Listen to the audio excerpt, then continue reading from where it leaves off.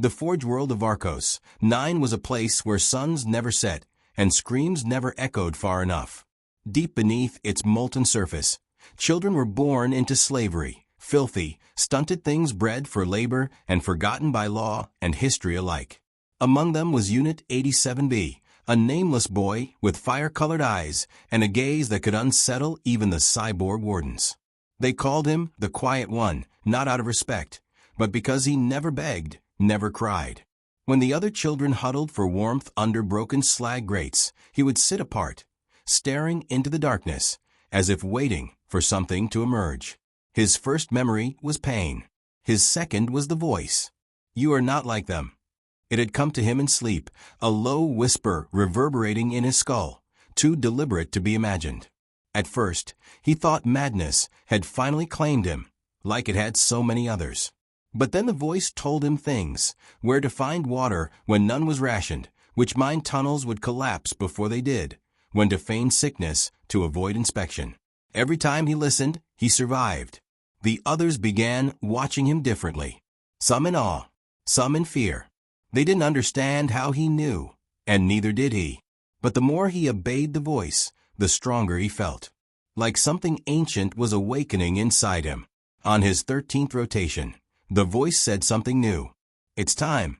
That same day, an incident occurred in Tunnel 47D.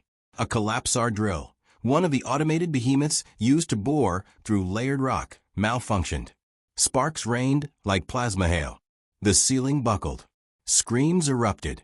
The drill swerved toward the children as if possessed. Unit 87B didn't run. Instead, he stepped forward, directly into the machine's path, and raised both hands as if commanding the universe to halt. And it did. The drill stopped. Mid-spin.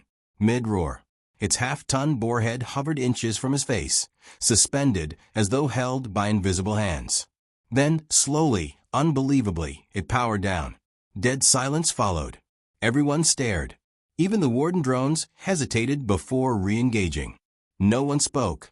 Not even the boy. That night, the mines buzzed with whispers. Some claimed he was a rogue AI in disguise. Others said he had neural implants, contraband tech smuggled in by rebel sympathizers. But the elders, those who remembered Earth before the Dominion, only said one thing: he might be human, truly human. In the wider galaxy, humanity had been subjugated for nearly a century. After the fall of Terra, the Dominion ascendancy divided survivors across dozens of industrial worlds, stripping them of history, culture, even names. Humans became little more than biological machinery, useful for labor, expendable by design.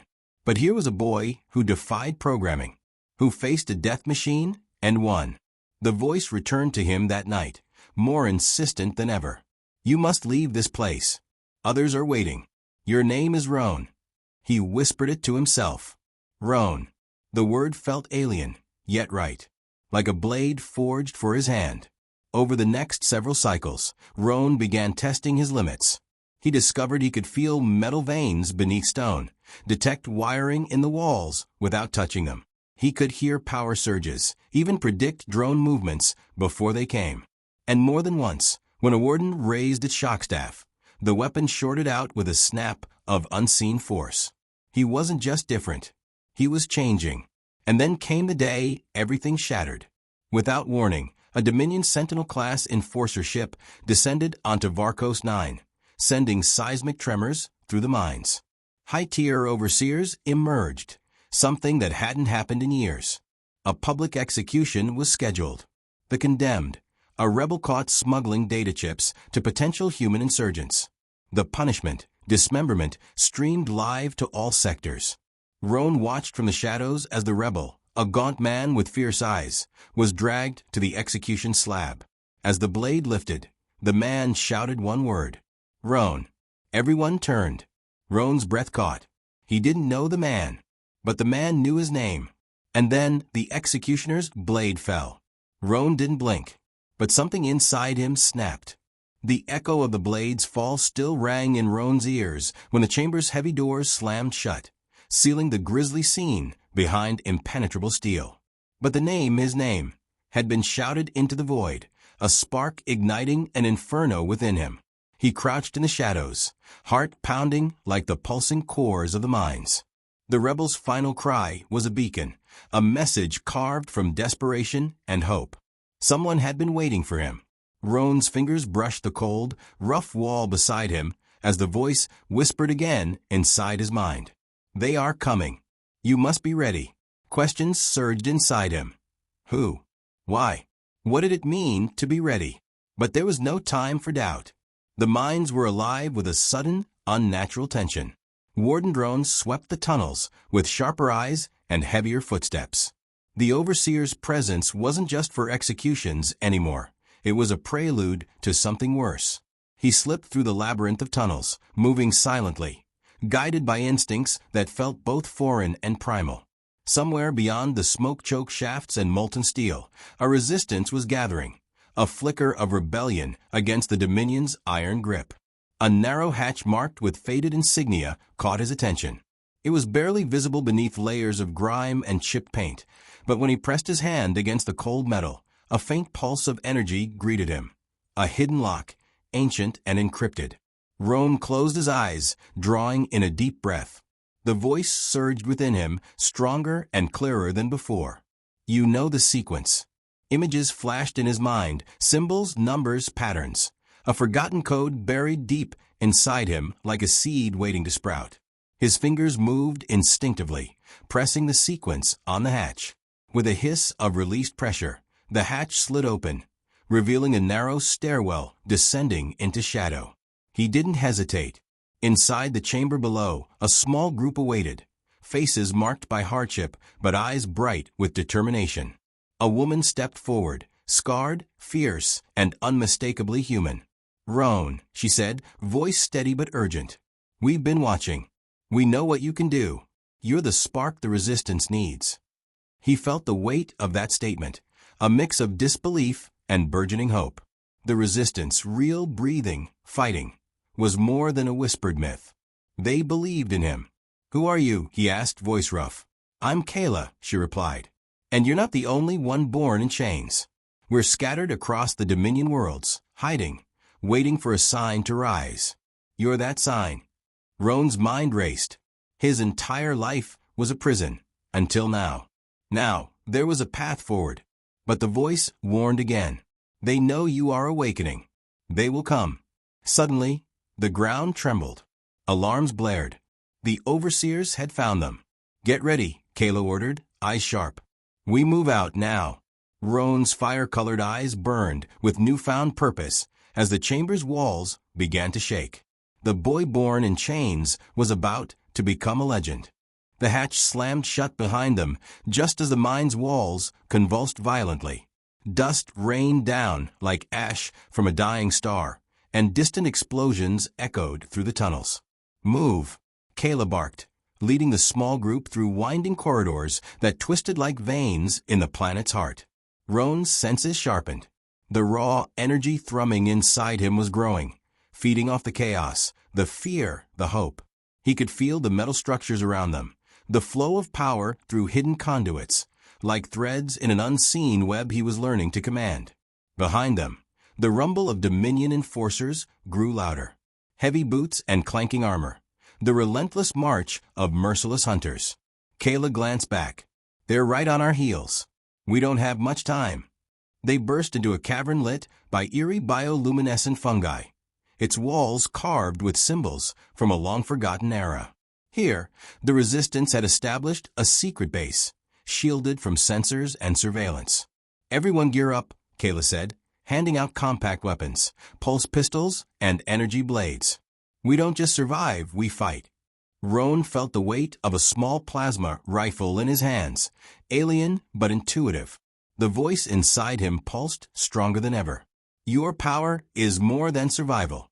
It is war. He closed his eyes, focusing inward. The cavern's metal supports shuddered, responding to his will. The air tingled with electricity, a raw current building to a storm. Roan. Kayla's voice was soft but urgent. Are you okay? He opened his eyes, now glowing faintly red, and nodded. I can help.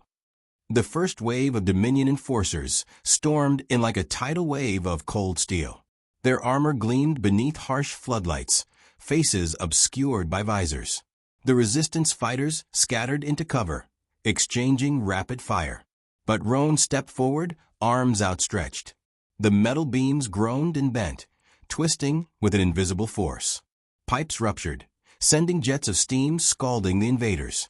A guard's rifle exploded in a burst of sparks. The battlefield fell silent for a heartbeat, then erupted again. He was not just fighting. He was rewriting the rules of the war. Kayla fought by his side, relentless and fierce. Keep pushing. We're breaking their lines.